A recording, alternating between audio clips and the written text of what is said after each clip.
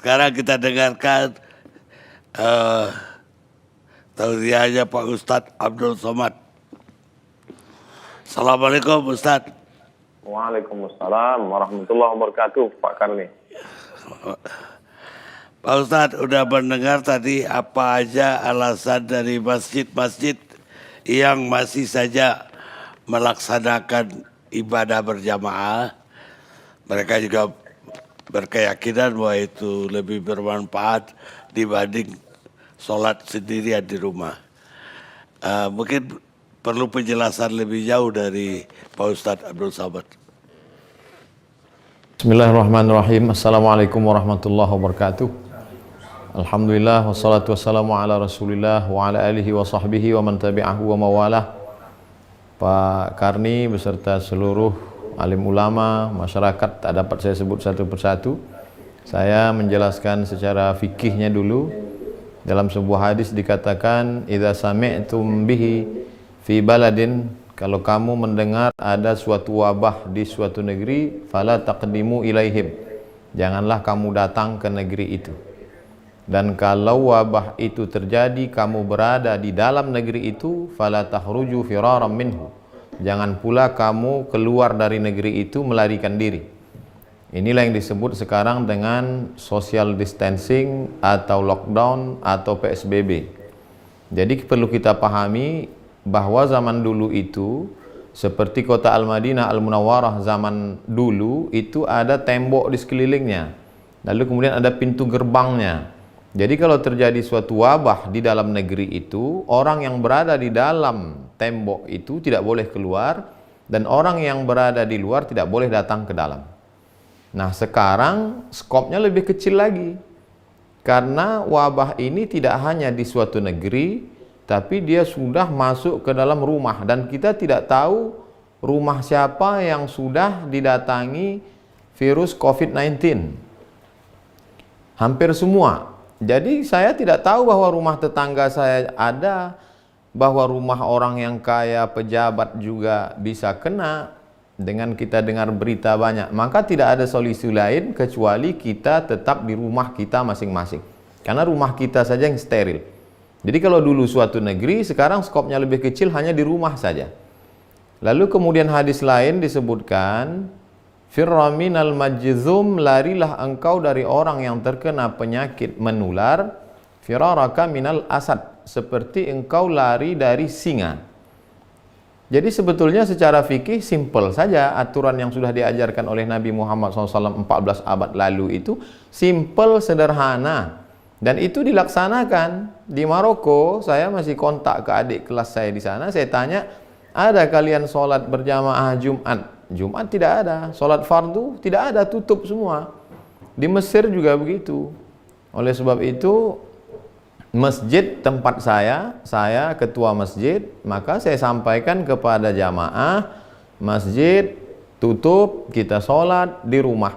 Saya buatkan video tutorial dari mulai tarawih di rumah, witir di rumah, tadarus di rumah, sholat zuhur pengganti Jumat, bahkan sampai di video tutorial itu sampai ke sholat Idul Fitri di rumah, lengkap dengan dalil-dalil fikihnya. Tapi kan yang jadi masalah, tidak semua ketua masjid didengar oleh jamaahnya. Di beberapa tempat justru ketua masjid itu dikudeta oleh jamaahnya. Jadi dia dipecat jadi ketua masjid. Karena memang masjid itu dibangun oleh jamaah, ustadz-ustadznya diundang oleh jamaah, keuangannya murni jamaah. Maka ketika ada larangan, mereka bisa berkata, ini masjid kami yang bangun semuanya. Maka jadi sebenarnya masalahnya tidak sesimpel sederhana fikih. Tapi di sana ada masalah sosial, di sana ada masalah ekonomi. Jadi ketua masjid hanya bisa melakukan apa yang dia mampu saja. Bahwa di masjid itu saya membagi jamaah masjid itu 3 level. Yang pertama, yang hebat-hebat seperti harimau, dia makan orang satu, itu setahun dia tidak perlu cari makan lagi, kenyang setahun. Ini jamaah yang paling hebat. Yang nomor 2, ular sawah, dia kalau makan kambing 1 kali, sebulan dia tidak perlu cari makan. Ini pun juga selamat. Tapi ada jamaah kita yang ayam kampung, Dia ceker pagi, makan siang, cari siang, makan sore. Maka ini yang kita data. Kita data berapa orang jamaah yang mampu-mampu tadi, kita buka rekening, kita terima bantuan, kita salurkan ke jamaah kita. Tidak kita ajak ke masjid, tapi mereka punya keterikatan emosional dengan masjid. Dulu ketika masa sulit, kamu dibantu oleh masjid. Ketika di PHK tidak ada kerja, sulit makan, maka masjid menolong. Maka bantuan ini kami bagi menjadi 3. Tanggal 10 April persiapan Ramadan, 10 Mei persiapan Idul Fitri, 10 Juni andai ini berlanjut. Nah, jadi tidak hanya sebatas fikih, tapi di sana ada masalah sosial. Nah, di sanalah ada wibawa negara, wibawa kekuasaan. Oleh sebab itu, insya Allah jamaah akan mendengar kalau mereka perutnya kenyang, kalau mereka ada bantuan dan lain sebagainya. Jadi kalau berkutat masalah fikih ini kita tak akan selesai, karena dia akan pakai pendapat ini, pendapat ini, pendapat ini, banyak sekali.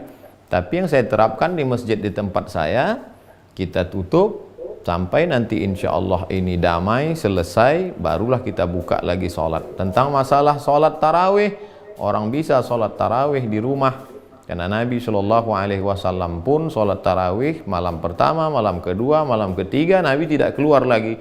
Khasyitu an tufrada alaikum, aku khawatir nanti diwajibkan kepada kamu.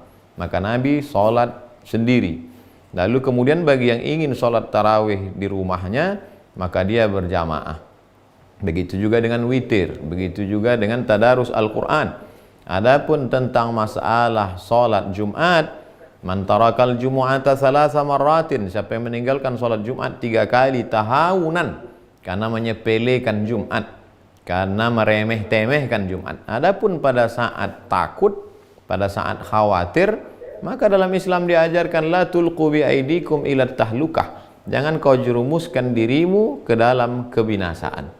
Hanya saja memang wabah zaman dulu berbeda dengan wabah zaman sekarang. Wabah pada zaman dulu hanya terjadi di Mesir saja. Syekh Ali Jum'ah pernah menulis bahwa dulu penduduk Mesir pernah 20 juta, lalu ketika diserang oleh wabah hanya tinggal 2,5 juta saja. 17,5 juta semuanya habis. Bahkan ketika mereka ingin menolak bala ini, mereka kumpul bersama, membaca Sahih Bukhari, bertawassul kepada Allah, diharapkan dengan membaca Sahih Bukhari ini maka wabah ini akan hilang. Justru dengan berkumpul ramai itu wabah makin menyebar. Maka dikomentari oleh Al-Hafiz Ibnu Hajar Al-Asqalani, perkumpulan mereka membaca Sahih Bukhari untuk mengusir wabah itu tidak sesuai dengan sunnah Rasulullah SAW. Karena sunnah ketika terjadinya wabah adalah menjauhkan diri dari wabah, seperti menjauhkan diri dari singa, menjauhkan diri dari wabah, menetap di suatu tempat yang tidak ada wabah, menetap di suatu tempat. Kalau zaman dulu modelnya satu kampung satu tempat, tapi untuk saat ini karena semua di dunia ini terkena dan kita tidak tahu tempat mana saja yang kena, mana yang tidak, kecuali andai nanti ada suatu alat detektor canggih, cukup pakai layar saja, sehingga ketika layar itu dipakai, dipasang di depan pintu, langsung ketahuan ini ada virusnya, ini tidak. Yang tak ada virus masuk masjid, yang ada virus masuk rumah sakit, yang tak ada virus masuk masjid. Itu baru bisa. Tapi untuk hari ini kita tidak tahu siapa yang ada virus, siapa yang tidak. Oleh sebab itu ini masalahnya tidak sesimpel fikih tapi kompleks. Ada juga kemarahan masyarakat, mengapa masjid tidak boleh tapi kenapa mal dibuka? Mengapa masjid tidak boleh, tapi kenapa mereka dapat berita airport tetap masuk? Jadi kemarahan masyarakat itu lalu dibalaskan mereka, akhirnya mereka ke masjid. Sebenarnya saya melihat masalah ini terkait dengan banyak hal, Pak Karni. Demikian yang dapat saya sampaikan. Wallahu a'lam bishawab. Baik Ustadz, mudah-mudahan walaupun tausiah pendek, tapi mudah-mudahan bermanfaat untuk masyarakat banyak. Amin ya rabbal alamin. Baik yang sekarang masih melaksanakan sholat berjamaah, baik Jumat, taraweh, ataupun nanti sholat id, maupun yang sudah tidak melaksanakan Mudah-mudahan dapat manfaat dari tausiah. Terima kasih Jazakumullah. Makasih Pak. Pak Ustadz sudah bergabung bersama kami.